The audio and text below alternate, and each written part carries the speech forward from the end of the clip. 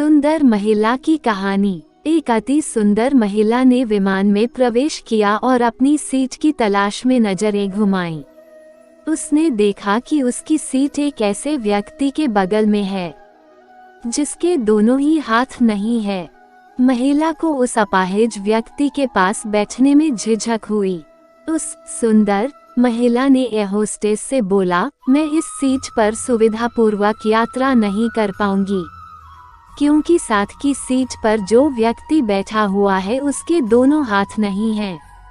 उस सुंदर महिला ने एयर होस्टेस से सीट बदलने हेतु आग्रह किया। असहज हुई एयर होस्टेस ने पूछा, मैम क्या मुझे कारण बता सकती है? सुंदर महिला ने जवाब दिया, मैं ऐसे लोगों को पसंद नहीं करती। मैं ऐसे व्यक्ति के पास बैठकर यात्रा नहीं कर पाऊंगी। दिखने में पढ़ी लिखी और विनम्र प्रतीत होने वाली महिला की यह बात सुनकर एयर होस्टेस अचंभित हो गई। महिला ने एक बार फिर एयर होस्टेस से जोर देकर कहा कि मैं उस सीट पर नहीं बैठ सकती, अतः मुझे कोई दूसरी सीट दे दी जाए। एयर होस्टेस ने खाली सीट की तलाश में चारों ओर नजर घुमाई, पर कोई भी सीट खाली नहीं दिखी। एयर होस्टेस ने महिला से कहा कि मैडम, इस इकोनॉमी क्लास में कोई सीट खाली नहीं है, किंतु यात्रियों की सुविधा का ध्यान रखना हमारा दायित्व है, अतः मैं विमान के कप्तान से बात करती हूँ। कृपया तब तक थोड़ा धैर्य रखें।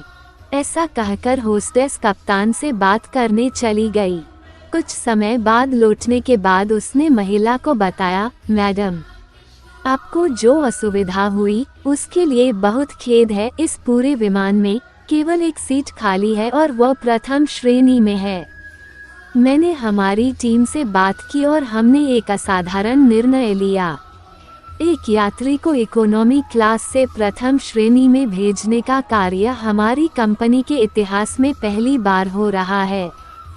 सुंदर महिला अत्यंत प्रसन्न हो गई, किंतु इसके पहले कि वह अपनी प्रतिक्रिया व्यक्त करती और एक शब्द भी बोल पाती, एयर होस्टेस उस अपाहिज और दोनों हाथ विहीन व्यक्ति की ओर बढ़ गई और विनम्रता पूर्वक उनसे पूछा, सर, क्या आप प्रथम श्रेणी में जा सकेंगे? क्योंकि हम नहीं चाहते कि आप एक अशिष्ट यात्री के साथ यात्रा करके परेशान हों। ये बात सुनकर सभी यात्रियों ने ताली बजाकर इस निर्णय का स्वागत किया। वह अति सुंदर दिखने वाली महिला तो अब शर्म से नजरें ही नहीं उठा पा रही थी।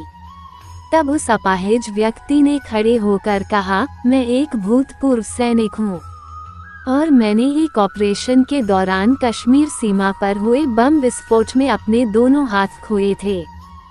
सबसे पहले जब मैंने इन देवी जी की चर्चा सुनी, तब मैं सोच रहा था कि मैंने भी किन लोगों की सुरक्षा के लिए अपनी जान जोखिम में डाली और अपने हाथ खोए।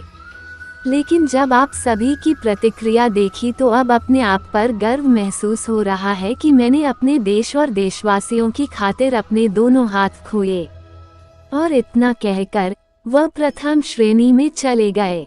सुंदर महिला पूरी तरह से शर्मिंदा होकर सर झुकाए सीट पर बैठ गई। अगर विचारों में उदारता नहीं है तो ऐसी सुंदरता का कोई मूल्य नहीं है।